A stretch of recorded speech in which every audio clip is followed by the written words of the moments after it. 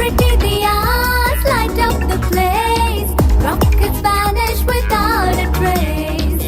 Be it night or be it day, it's crackers, sparklers all the way. Pretty diyas light up the place. Rockets vanish without a trace. Be it night or be it day, it's crackers, sparklers all the way. Diwali is the festival of lights filled with fun and happy sights. A festive mood is in the air. Let's burst those crackers, but take care. Pretty diyas light up the place. Rockets vanish without a trace. Be it night or be it day, it's crackers, sparklers all the way. Diwali is that time of year we visit friends both far and near, wearing all our grandest clothes. Diwali must come twice a year. Diwali is that time of year we visit friends both far and near, wearing all our grandest clothes. Diwali must come twice a year.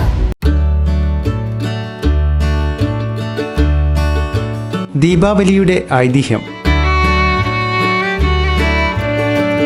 ദീപാവലിയുമായി ബന്ധപ്പെട്ട് ഏറ്റവും പ്രശസ്തമായ കഥ നരകാസുരൻ്റേതാണ്.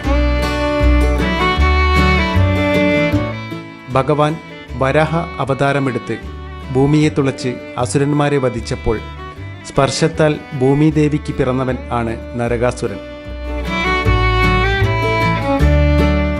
അസുരവധ സമയത്ത് ജനിച്ചതിനാൽ ആവും അസുര സ്വഭാവം ലഭിച്ചത്.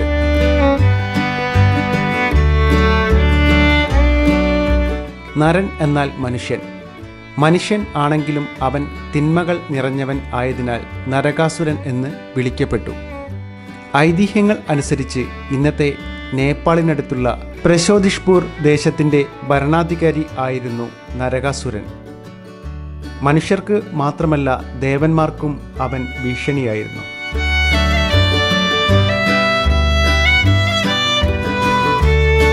ഭൂമിദേവിയുടെ മകനായ നരകാസുരൻ കഠിനമായ തപസ് ചെയ്ത് ബ്രഹ്മാവിൽ നിന്നും വരം സ്വീകരിച്ചു.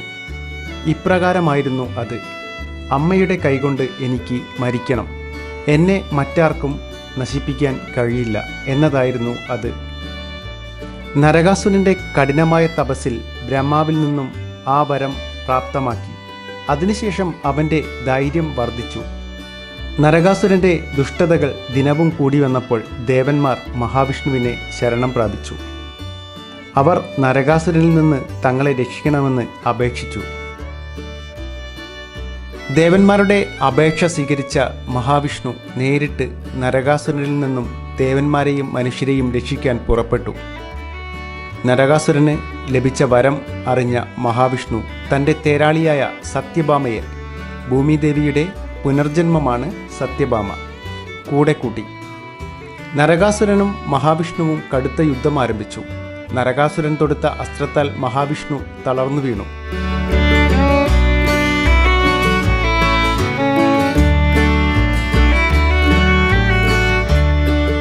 ഇതിൽ കുപിതയായ സത്യഭാമ തൻ്റെ വില്ലെടുത്ത് അസ്ത്രം തൊടുത്തു.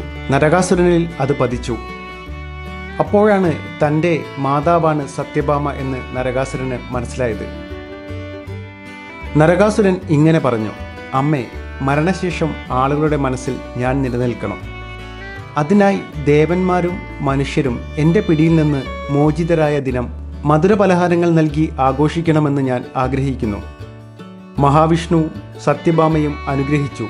നരകാസുരൻ അപ്രത്യക്ഷനായി. ദീപാവലിയെക്കുറിച്ച് ഇങ്ങനെയാണ് വിഷ്ണുലീലാ പുരാണത്തിൽ പറയുന്നത്: നരകാസുരനെ വധിച്ച മഹാവിഷ്ണു അതിരാവിലെ തലയിൽ എണ്ണ തേച്ച് കുളിച്ചു. ഇന്നും ദീപാവലി ദിനത്തിൽ രാവിലെ എണ്ണ തേച്ച് കുളിക്കുന്നു. ഇന്ത്യയിൽ മാത്രമല്ല, ശ്രീലങ്ക, നേപ്പാൾ, മ്യാൻമാർ തുടങ്ങിയ രാജ്യങ്ങളും ഈ ഉത്സവം ആഘോഷിക്കുന്നു. ഇന്ത്യൻ സംസ്കാരം ഉത്സവങ്ങളും ആഘോഷങ്ങളും നിറഞ്ഞതാണ്.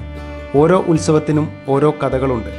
ദീപാവലിയെ പൂർവികർ അഗ്നിയുടെ വെളിച്ചം എന്നാണ് വിളിക്കുന്നത്. തിന്മയിൽ നന്മ ജയിക്കുന്നു. പ്രകാശം വിജയത്തിൻ്റെ പ്രതീകമാണ്.